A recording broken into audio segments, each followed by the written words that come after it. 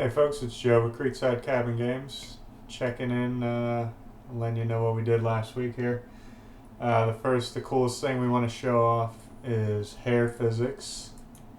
It is nowhere near complete yet, but we do have some reasonable hair here, so let's take a look. On the right side, let me turn off the scene view. Okay, so you can see the hair, kind of the reddish hair behind the player there. It sticks to him, whether we're jumping, whether we're crashing, whatever. So yeah, it's just 4 circles stuck together. Probably the most interesting thing is the way that I did the outline.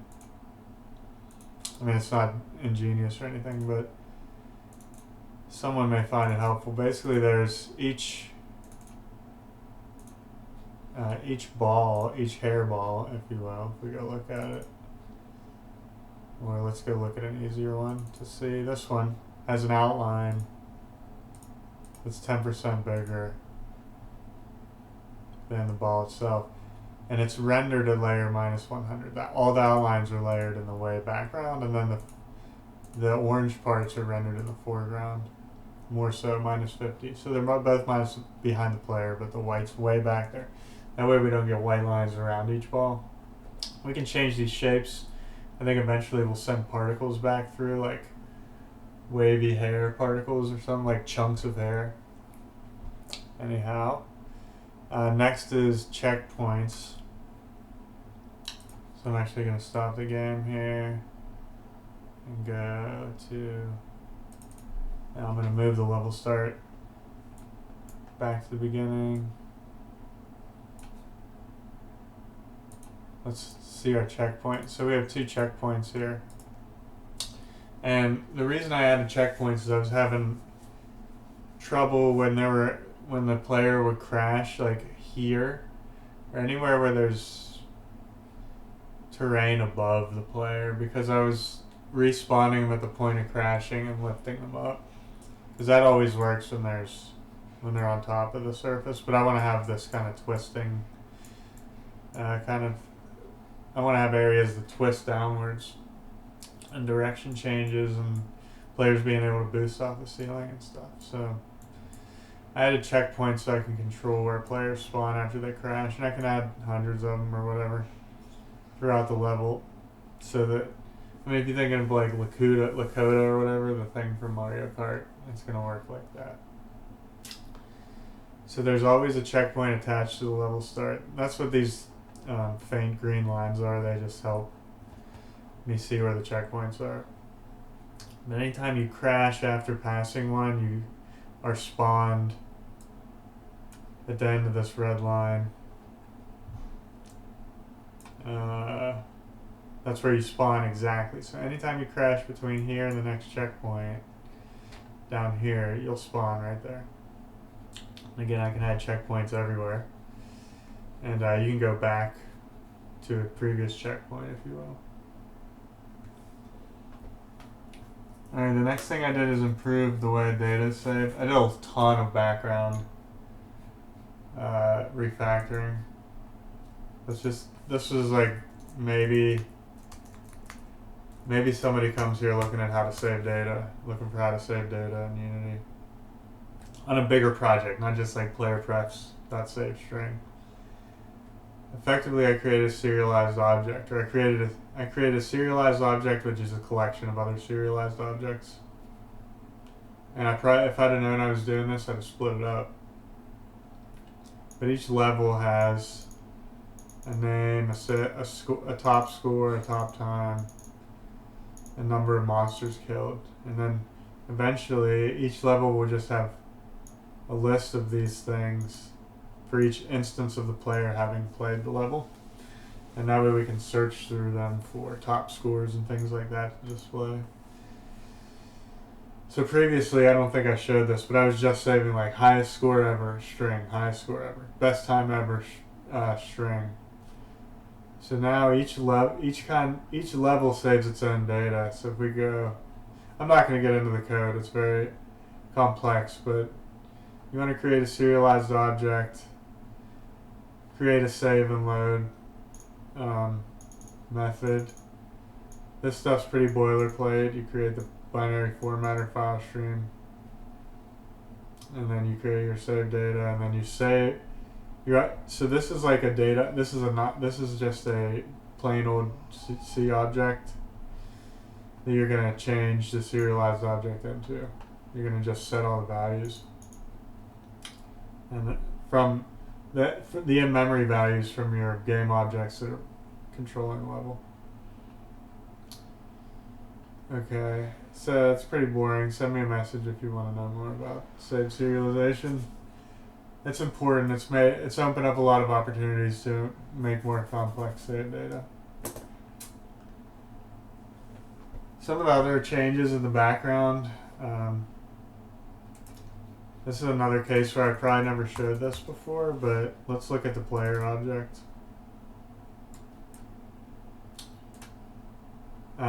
It's consists of a default container, grinding container, and crashing container. And when the player grinds, so when we start the game, these two turn off, the grinding and the crashing turn off, and default is on. So anytime you're snowboarding or flying through the air, default's on. Then when you start a grind, this turns off and this turns on.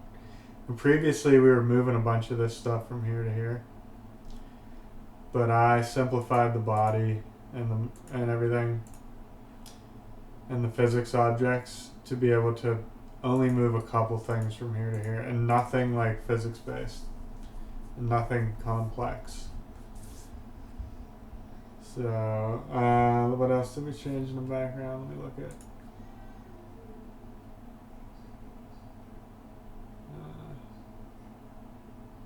I made events for enemy stuff and for UI stuff. So I just decoupled a ton of the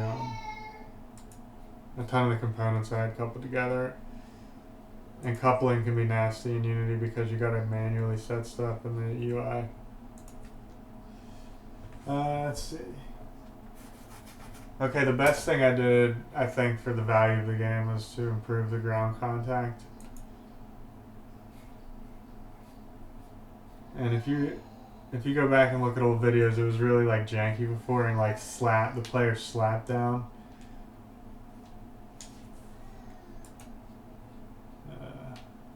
But now it's like a very light, soft sound.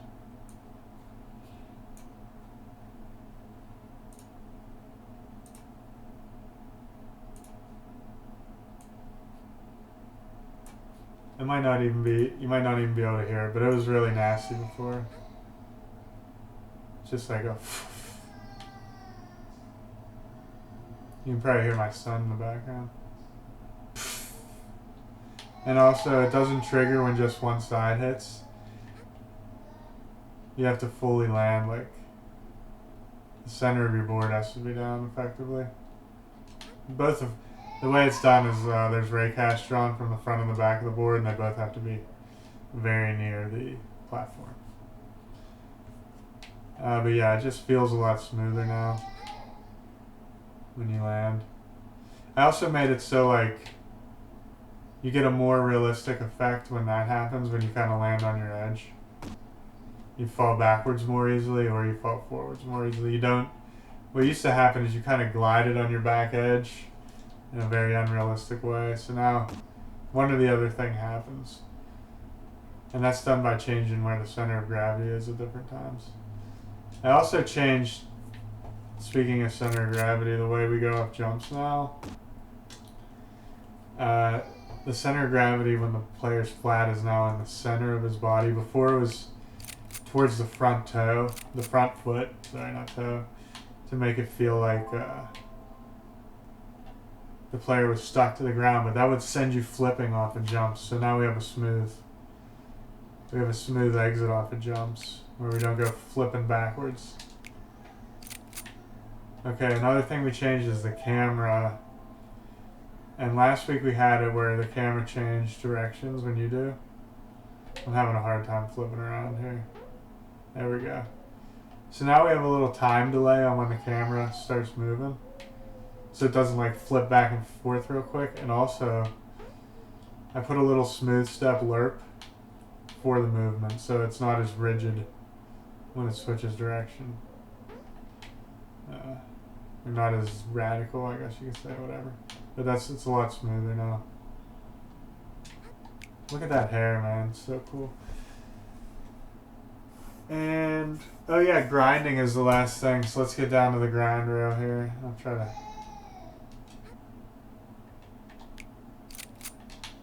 That's how you can do the nasty backflip. Pro tip, baby. Alright, so the grind rail obviously looks different than it used to. We got a cool Red Bull logo on the back there.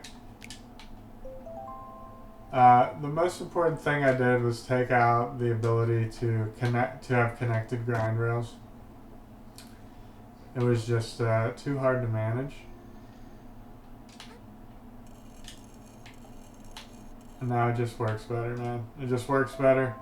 I added the visual elements here. Oh, I went all the way back.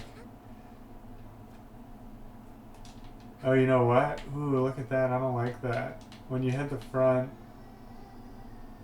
Yeah, that's alright. It's a snowboard. Okay, so I think that's everything we wanted to go over. Let's go look at how cool the grinding thing is, though. You've seen it a few times, but yeah. Just like a cool little Red Bull logo, just so you know what it is. Alright, thank you for checking in, and we'll talk to y'all next week. Let me know what you think.